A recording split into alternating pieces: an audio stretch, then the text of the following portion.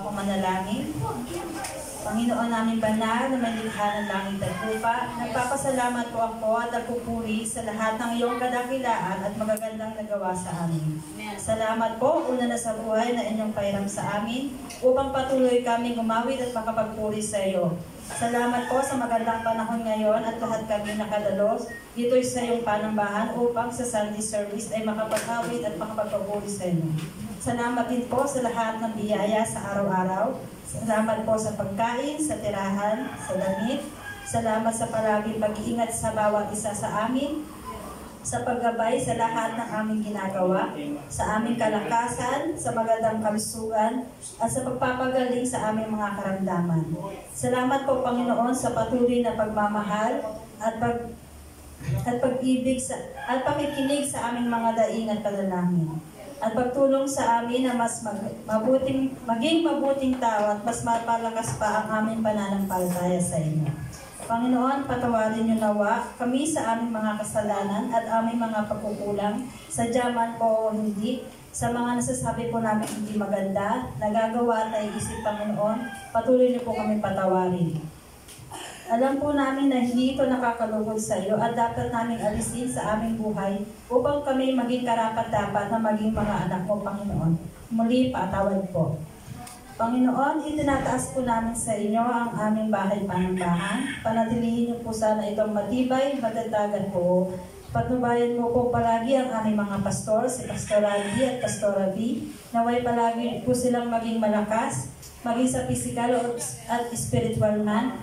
Patatagin niyo po lalo ang kanilang pananampalataya sa inyo upang mailid niya po kami lalo sa tamang daan patungo sa inyo at mas maturuan po nila kami ng inyong banal na salita at mga gawain makakatulong sa amin upang mas maging mabuting Kristiyano. Ilayo niyo po sila sa anumang karamdaman, kapamakan at anumang gawain ng kaaway Panginoon. Itinataas din po namin sa inyo ang aming kapatid.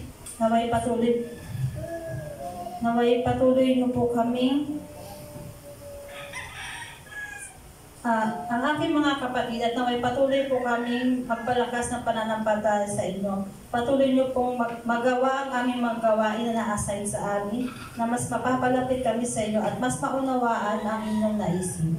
Patuloy niyo po kami pag-uhawin sa inyong mga salita. Patuloy niyo po kami tulungan na talikuran ang aming mga kasalanan at pagbutihin pa po ang aming mga gawain maganda. Itinataas ko din po sa inyo ang kompletong kagalingan ni Kim mula sa kanyang operasyon at kagalingan din po ni Lynn mula sa kanyang karamdaman. Alam po namin, diringgin niyo po ito at kiniklaim na po namin in Jesus' name ang kanilang magandang pagkalusugan. Itinataas ko din po, Panginoon, ang aming bansang Pilipinas na nakakaranas ng mga sakuna tulad ng malakas ng pag-ulan.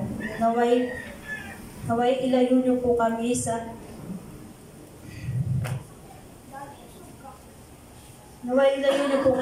malubhang kapamakan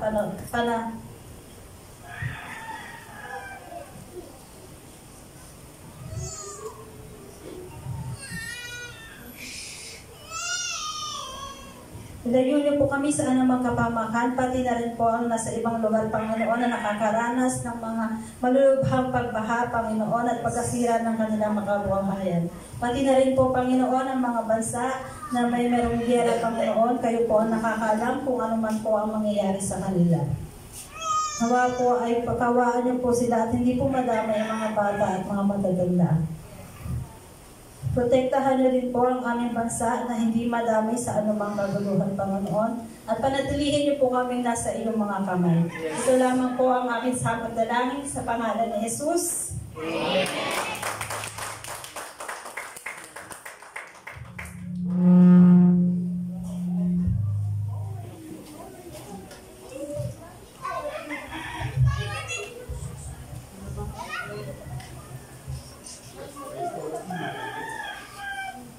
Praise God. Purihin ang Diyos na buhay. Isa mo ng malakas na palakpak para sa ating Diyos. Amen. So, muli po, i-welcome natin yung ating bisita, Reverend Kim and his wife. Sabi nila, ano nga siyo? Kami ba? Sabi niya, ikot-ikot na siya dito. So, ganun man na ako tayo sa Word of God. Bago ang lahat, i-congrats muna natin yung mga disciple kahapon. Talagang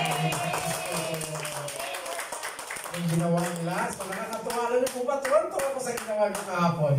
Talaga sinusundan ko po yung ginagawa niyo habang naghanap kayo ng place. Although daming challenge. Dami? Yes. Tapos, papunta pa kayo ng Muslim area.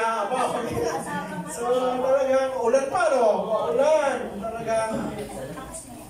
Talagang hindi kayo tumigil, ano? Hindi talaga rain or shine.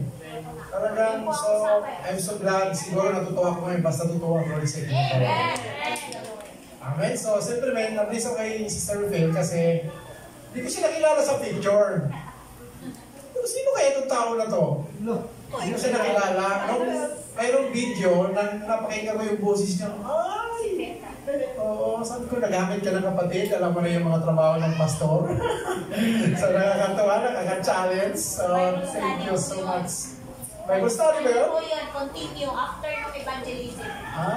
Hindi yan sa ano? Hindi po yun. Bible study after ng evangelism. After evangelism, mayroon kayong Bible study. Meron po, bago po sa Okay, so God bless po muli sa lakad po ninyo. Tuloy-tuloy po tayo sa kingdom ng Diyos na pagpalakasan at mangaral ng mabuting balita. Okay?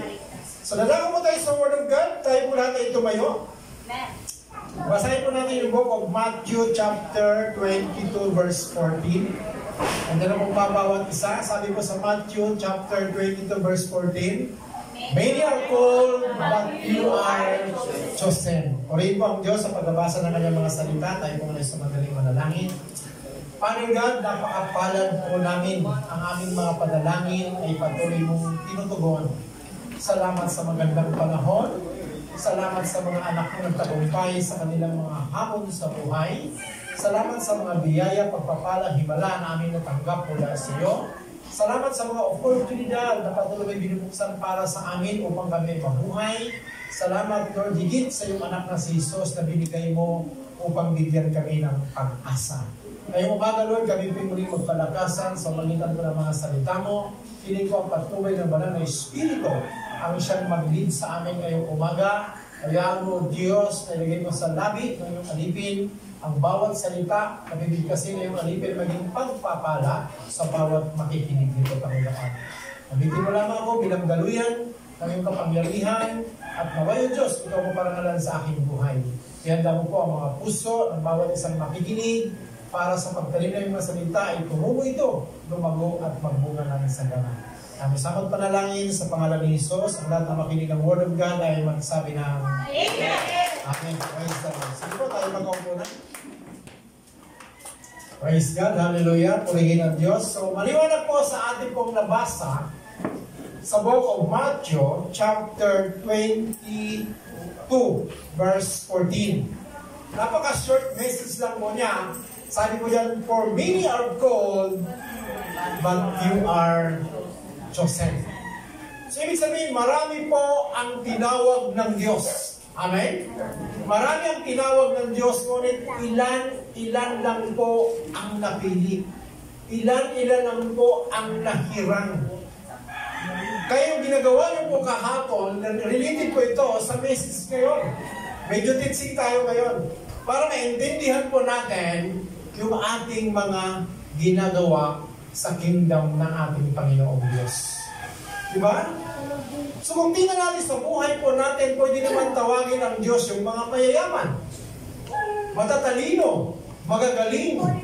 Diba? Pero bakit tayo na isa sa mga pinili ng Diyos, isa sa mga tinawag ng Diyos, at isa sa mga nahirang ng Diyos para siya po ay ating paglingkuran? Amen ba, mga kapatid? So bakit tayo isa sa mga napili ng ating mga Panginoong Diyos? Dahil gusto makita at maunawaan natin na we are special. Amen ba, church? Sabihin nyo nga sa katabi mo, you're special. You are special. Amen, di ba? You are best. Di ba? You are the best. Tama ba, mga kapatid? Di ba? Ang daming magagaling dyan, di ba? Pero bakit ikaw pa? special ka. Special child, no? Diba? Kasi mga anak tayo ng Diyos ngayon, special child, diba? So, ganun tayo, ka-special sa harapan ng ating Panginoong Diyos. Imagine lahat, diba? Kung nakita nyo kahapon sa palengke, ang tao napaka-busy. Sobra. Walang panahon sa salita ng Diyos. Pero in time sa magkasakit, doon nila kailangan ng Diyos. Diba? Pero sa panahon na kailangan tayo, na kailangan sa Panginoon, dapat pagbigay ng time. Siguro kahapon na experience yun, maraming tao ayaw makikinig. Diba? Pero yung ginagawa natin para po sa kanilang spiritual na buhay, na ang tao magkaroon ng kaligtasan. Pero bakit ang tao mas inuuna yung buhay na panandalian lamang? Diba? Mas priority nila yung kumita, diba? Magkaroon ng pera, makabili ng pagkain para mabuhay, pero hindi nila alam na dapat unahin nila yung buhay ng pagwalang hanggan. Kaya mapalad tayo na isa sa mga nahira ng ating Panginoong Diyos para maghayag ng Ebanghelyo ng kaligtasan. Marami man siguro ang nag-persecute sa inyo at the time, yung panahon na iyon, marami mga tao na umaayaw, pero sa harapan ng Diyos, parang tinanihan nila ang kaligtasan. Amen? So nakakatuwa, kahit ako, alam mo, sabi ko, Lord, siguro mas kung natutuwa ako ngayon, mas natutuwa ka sa ginagawa ng mga kapatid ko. Dahil maulan. Di ba? Napakahirap yung kalagayan nyo kahapon. Pero hindi kayo nagpapigil. Talagang tuloy. Tuloy. The shoe must go on. Okay? Tuloy. Nandun kayo sa Royal Star. Tama ba yun?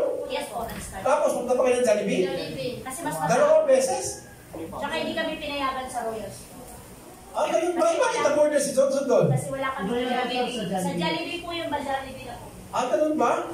Mahigpit yung CMA. So, purihin ng Diyos. Bahala ng Panginoon sa Hindi buhay kami nila. napigilan. Hindi kami napigilan. Dapat ganun kalaya pagdating po sa salita ng Diyos. Amen? Kaya pag-usapan po natin yung word ngayon, you are called as a minister. Amen? Wow. Amen. Hello. Tinawag tayo bilang mga ministro ng ating Panginoong Diyos.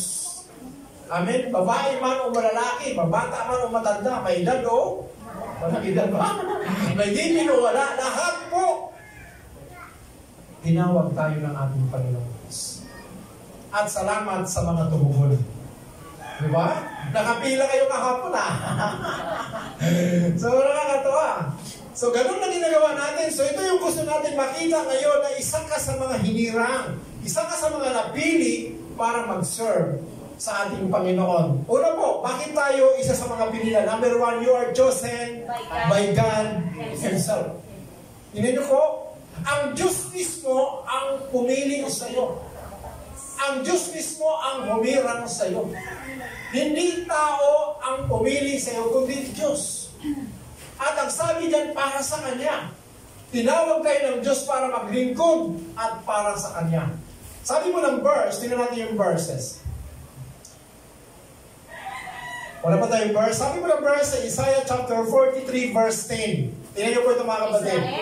Israel, ikaw ay saksi ko. Hinilang na kita upang maging lingkod ko. Upang makilala mo ako at manalig ka sa akin. Walang Diyos na nauna sa akin na mayroon pa mang iba na darating. Ang tinutukoy man yung Israel. Ang Israel yung bayan ng Diyos. Tama? So ngayon, sino tayo ngayon? We are God's family. Tama ba, Church? Amen. So ngayon, hindi lamang yung Israelite ang pinili ng Diyos, even tayo rin na sumampalataya sa ating Panginoong Diyos, isa sa mga pinili ng ating Panginoong Diyos. At ang sabi diyan, ikaw ay saksi ko. Hinilang kita upang maging lingkod ko. Maliwanag po na tayo isa sa mga servant ng ating Diyos na buhay. Amen. Diba? So, ang Diyos mismo ang pumili po sa atin. Hindi po si Pastora. Hindi po ako. Kundi ang Diyos ang pumili sa bawat isa sa atin. Amen, church? Yes. Diba? Next verse. Tignan tayo next verse. Sabi ng Amos. Tignan niyo ba si Amos? Sabi ni Amos, sumagot si Amos, hindi ako propeta. Hindi ko ito hanap buhay. Ina yung word niya, ha? Ako'y pastor at nag-aalaga rin ng mga punong igos. Ngunit inalis ako ni Yahweh sa gawain yun at inutusang magsalita para sa kanya sa mga taga-Israel. Anong skill ni Amos? Ano siya, pastor? Pastor! At tagapangalaga ng puno ng igos. Diba? Parang significant itong puno ng igos. Siyempre may bunga yun, pwede niya ibenta at kumita siya. Yun yung hanap buhay niya para siya mabuhay. Ngunit bakit isa siya sa mga pinili ng ating Panginoong Diyos? Dahil nakita ni Lord yung kanyang character, yung kanyang desire kung paano mangalaga ng tupa.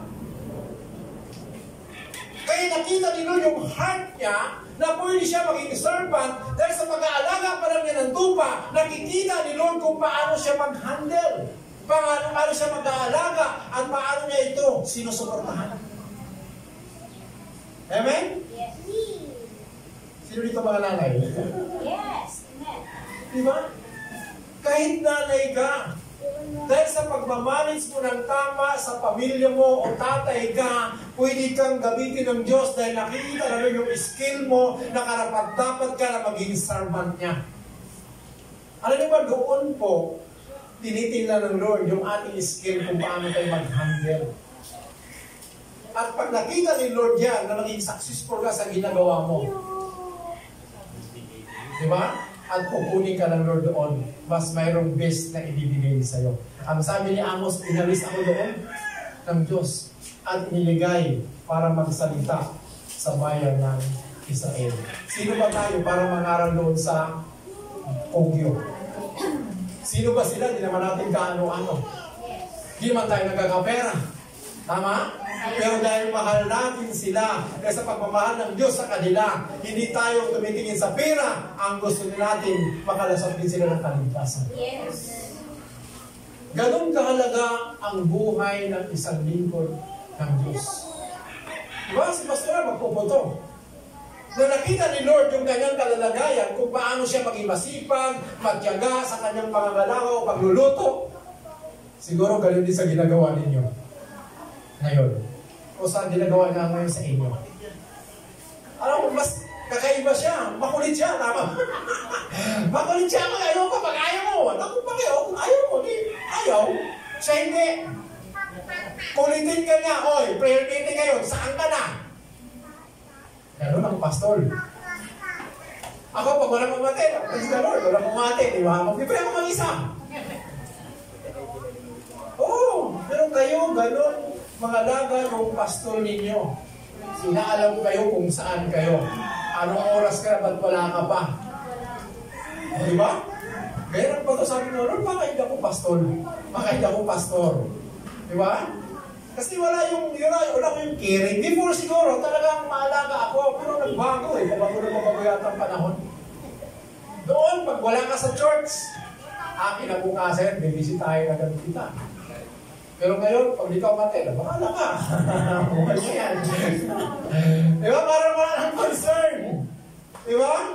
So, ganun ang pastor. Kaya nakita po ni Lord yung buhay ni Amos. Kahit kayo, na anuman skill meron ka ngayon at pag ito mo'y napangalagaan mo ng maigi, kukunin ka ng Diyos yan at ilalagay ka sa beast. Next verse. Jeremias. Sino ang kilala kay Jeremias? Sabi nga, sinabi sa akin ni Yahweh, pinili na kita bago ka ipinagli upang maging propita sa lahat ng bansa. Sinabi ko naman, Yahweh, hindi pa ako marunong magsalita. Bata pa po ako. Sinabi niya sa akin, huwag mong sabihin bata ka. Sinugo kita, kaya tumayo ka, ibayag mo sa lahat ang aking sasabihin. Anong kainan ni Jeremias? Salita. Di ba? Bata siya. Hindi siya marunong. Pag sinabing bata, young people, tama ba? Young people, hindi mo siguro yung bata pa na talagang... Mga 12 years old, 15. Oh, di ba? Imagine na bata siya, young people. Sabihin natin above 4, 12 to above. Youth. Amen, church? Yes. At ang sabi pa niya dito, hindi siya marunong magsalita. Tama ba? Sino ba sa atin magaling magsalita? Ako nga, bulol eh. Buti nga, kaya nga maganda mayroon tayong bulol dito kasi binibigkas ko bulol. Diba? Diba, katulad si Pastor Rami, talagang malinaw pag mag-word. Yung mga Bisaya, halo-halo na kasi. Bisaya. Kaya namumulol na. Sanay kasi kayo magsalita ng matigas.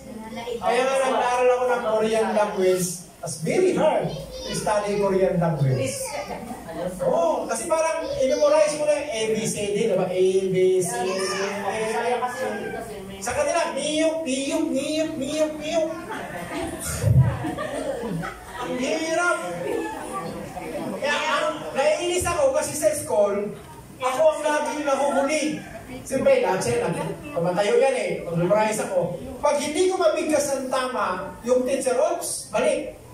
Ang hirap talaga mag-pronounce. Ang ginawa ko eh, pagdating ng Korean language, hindi ako umattend. Napakahirap. Oo, ito.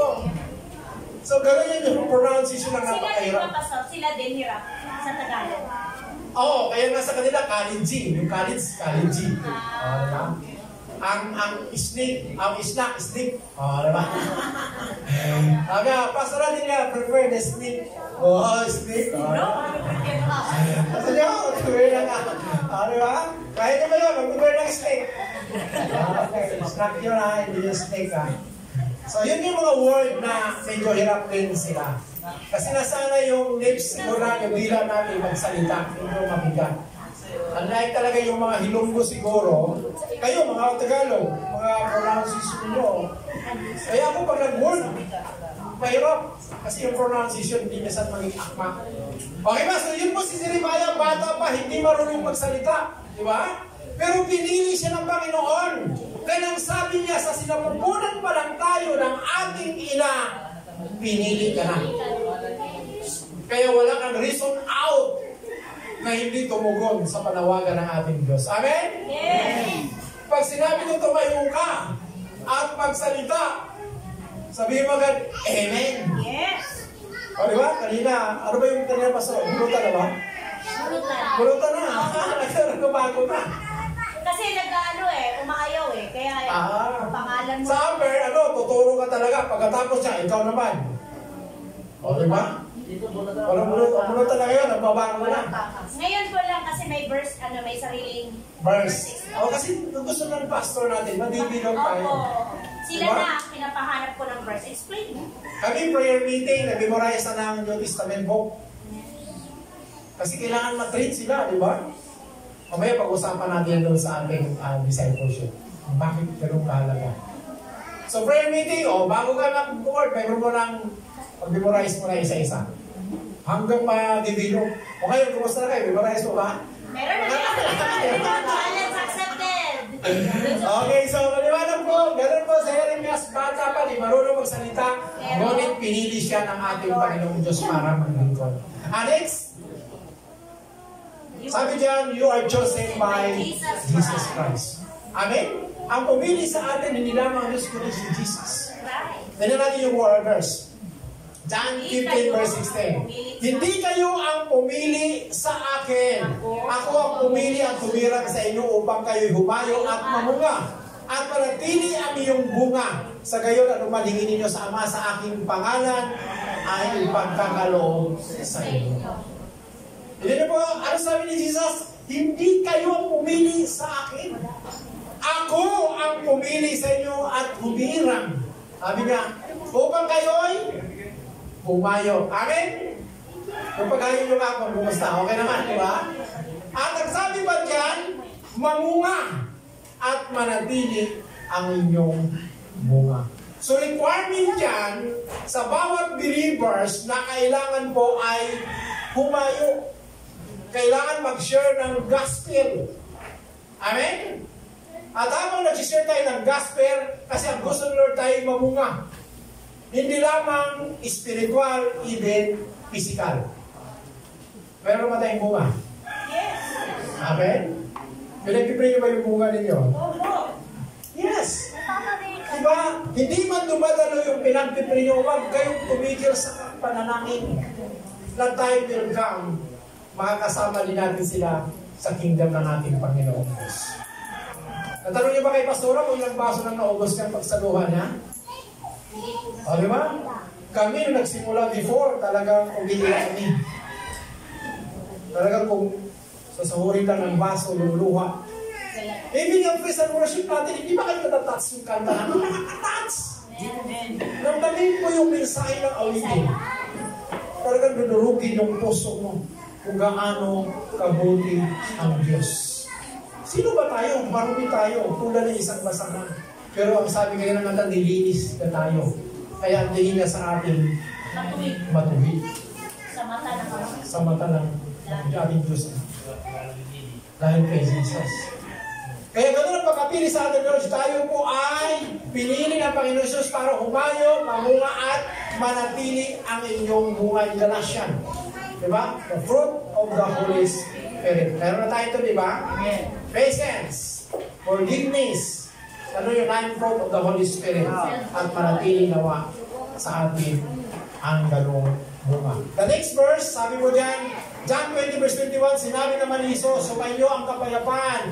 Kung paano sinugo ako ng Ama, gayon din naman sinusugo.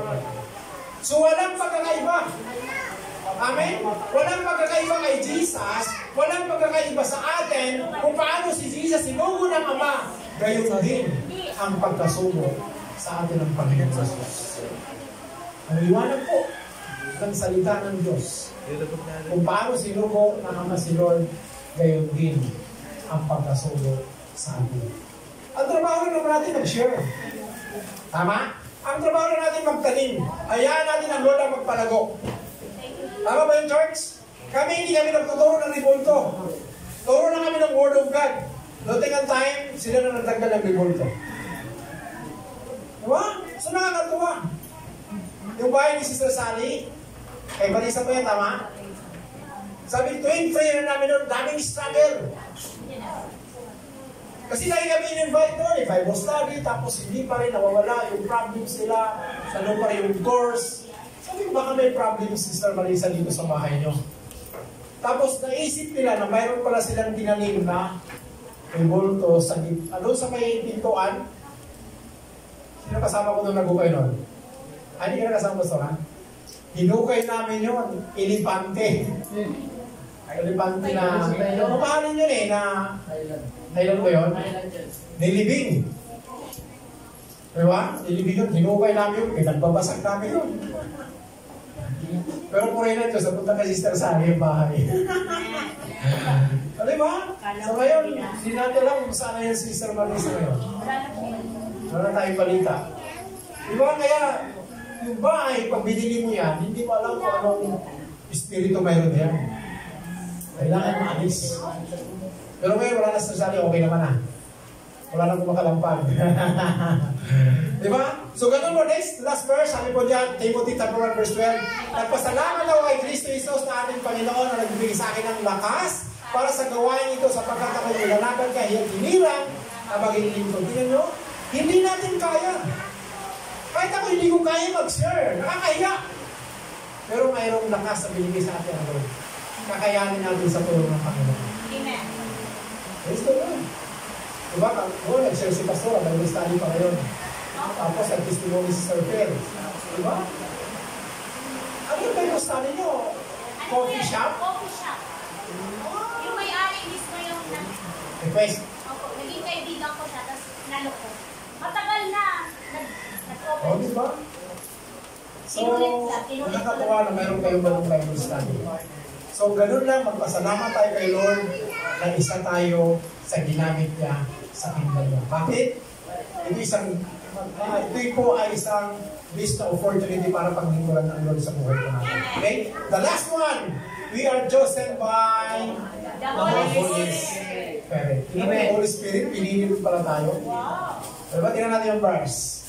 Sabi mo sa verse, inadalin niyo ang inyong sarili at ang lahat ng kabilang sa kawan sapagkat inilagay sila ng Espiritu Santo sa inyong pag-iingat. Pangalagaan ninyo ang iglesia ng Diyos na kayang dinubos sa pagitan ng kamatayan at kanyang sarili anak. Unang-una, minanid yan yung sarili natin. Amen, church, yung ating spiritual life, kailangan natin paigtingin yun, payabungin yun, palaguin yun. At the second one, yung kawan, yung mga Bible study nyo. Yung group nyo. Alagaan nyo yan. Mag-alagaan kayo sa isa't isa. Yung music team, may group yan. Kung may Bible study, may group nyo yan. Discipleship, group nyo rin yan.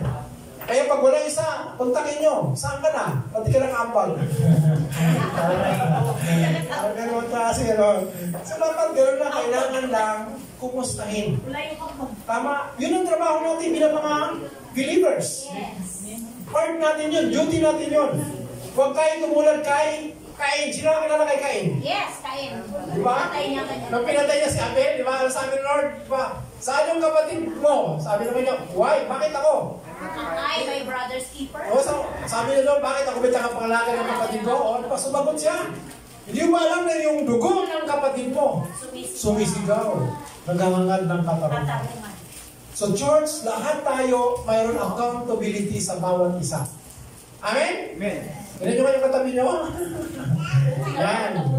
Pag wala kayo, huwag sa satiyan, kontakin nyo yan.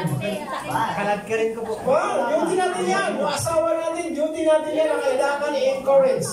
At hindi lamang yan, sinabi yung word, pangalagaan ninyo ang iglesia ng Diyos. Sino yun? Tayo yung lahat. Pag-alagaan sa isa't isa.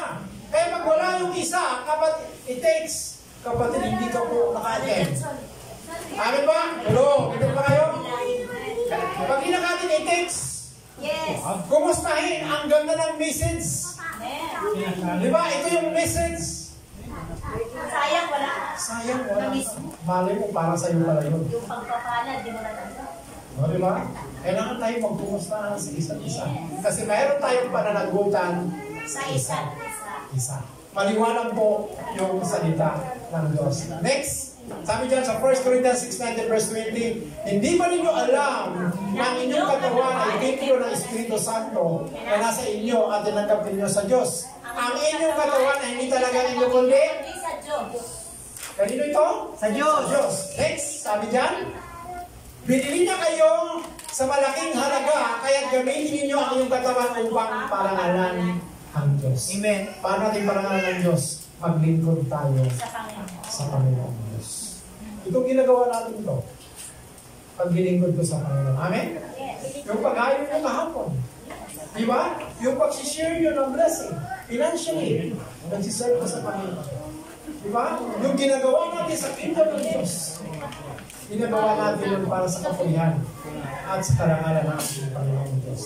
Kaya George, paliwanag po sa salita ng Diyos bago tayo magwakas. Sabi ko dyan, you are called as a minister. Ang sabi dyan, you are chosen by God Himself. Tinawag tayo ng Diyos para paglingkuran siya. Amen? Amen. At the second one, you are chosen by Jesus Christ. Ang pagkatawag ni Jesus sa atin, tayo ay humayo. Ano pa sunod? Tayo ay humayo, At pamunga. mamunga, at manatili ang ating buhay. And the third one, you are chosen by the Holy Spirit. Bakit tayo pinili ng Holy Spirit? Pag-alagaan tayo sa isa't isa. Dahil mayroon tayong pananagutan sa isa't isa. Amen? Amen. Kailangan tayo kumustahin natin yung isa't isa. Tanungin kung may problema, ipapipray. Kanina ang ganda ng prayer, bakit may mga sakit? Pinag-pray, nakakatuwa, nakaka-bless. Dahil nagkakaisa tayo sa prayer, ako'y naniniwala, malaki ang nagagawa ng panalangin sama-sama. Yes. At challenge ko sa inyo, huwag tayong magatubiling maglingkod dahil hindi tao ang pumili sa atin, kundi ang Diyos na makapangyarihan sa atin. Amen, church? Amen. Palapakan natin si Lord God, nakakailan lang. Tayo may manalangin, dakilang Diyos, maraming salamat po Ama sa umaga nito. Salamat Lord God dahil isa kami sa mga pinili at hinirang mo upang ikaw ay paglingkuran. Panginoon, ito ay great opportunity para sa amin na kung saan, sino ba kami Panginoon para ikaw ay paglingkuran. Ngunit salamat Father dahil isa kami sa iyong mga hinirang para ikaw paglingkuran Panginoon. Ngunit dalangin namin o Diyos, bigyan mo kami Lord ng lakas, tatag at tibay na patuloy humayo, patuloy mangaral ng mga salita mo upang marami pa kaming tao madala sa iyong paanan Panginoon. Ama, salamat Lord sa iyong lingkod na si Pastor Abi na kung saan na-trip po niya ang kanyang mga tupa sa paghayong, Panginoon, Lord God. Salamat sa eagerness niya, Panginoon.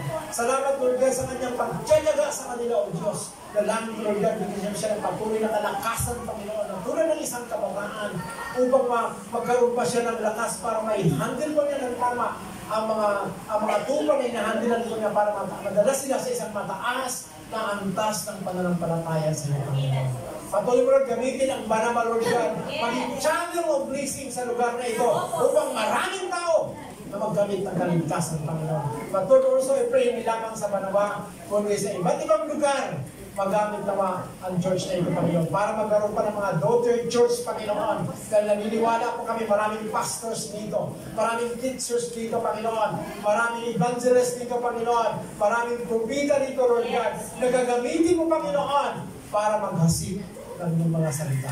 Salamat, Lord, sa mga salita mo na hinayag mo sa amin ngayong umaga, ang aming salud na langing Ama. Sinyon mo ito ng magalong Espiritu sa aming mga puso, O Diyos, upang hindi malaman ng away bukos, Panginoon.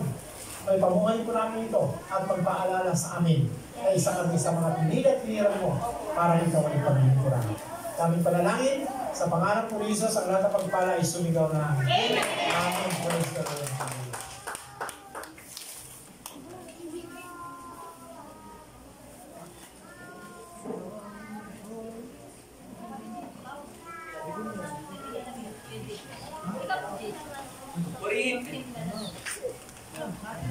Purihin po ang Panginoon. Isa po munang malakas na palakpak sa ating Diyos sa buhay. Praise you, Jesus. So nakarinig na po tayo ng mensahe galing po sa ating Panginoon sa pamamagitan po ni Pastor Andy. But we don't want to miss the chance to hear something from our very special guests. So we also want to hear a simple words of encouragement or a message from God po. Reverend Kim, we would like to invite you here in front po.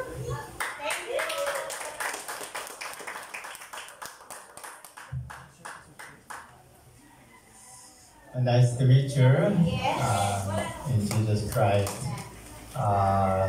Pastor Randy and Pastora Filmar. We meet 14 years ago, from 14 years ago already. So I always miss before the Samsung building. And then transfer here. So I'm so excited because worship service is very powerful in spirit. Hallelujah. So I'm sorry that I cannot speak the Tagalog. But the Filipino is the international people, so you can speak English also, correct? So that I know that from now God will use the Filipinos. Why? Because you are the international people. So that anywhere you go to there abroad, you can communicate other country people, correct? So I believe God will use for Jesus for the mission. Amen? Yes. So that I will pray from in this year, I will send the missionary, the Filipinos, to other countries. Why? Because you can speak English. So the abroad.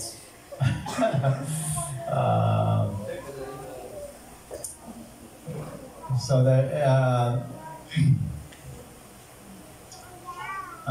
if I can speak in the Tagalog, if so the Filipino youth, they don't try the English, just only also the Tagalog. So that I arrived there, come to the Philippines, I will decide, okay, I will use the English because the young people, they try to English to me. Even so that I will use for them. for their future.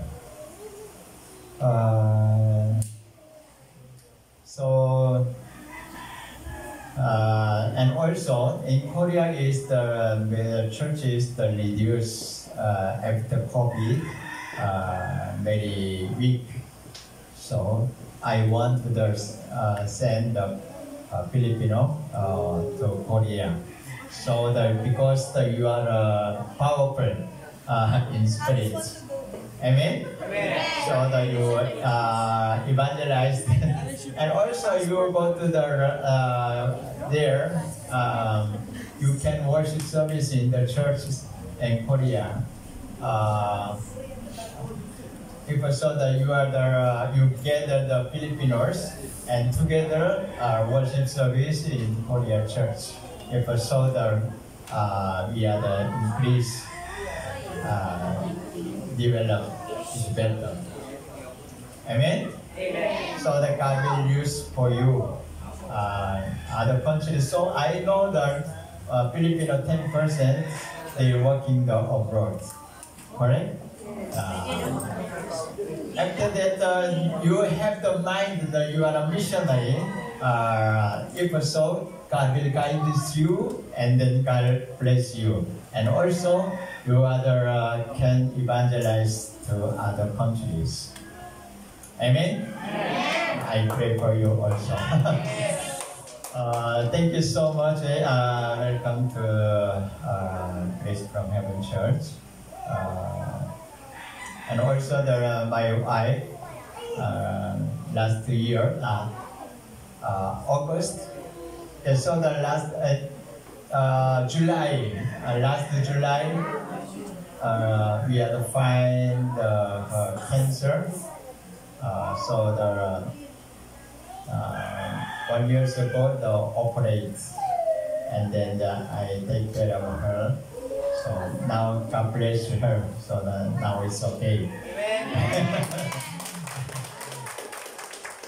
Before, no hair, but now there is hair.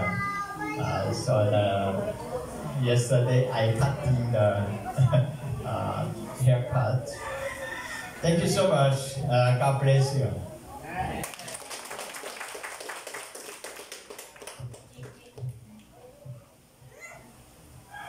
And purihin po ang Panginoon sa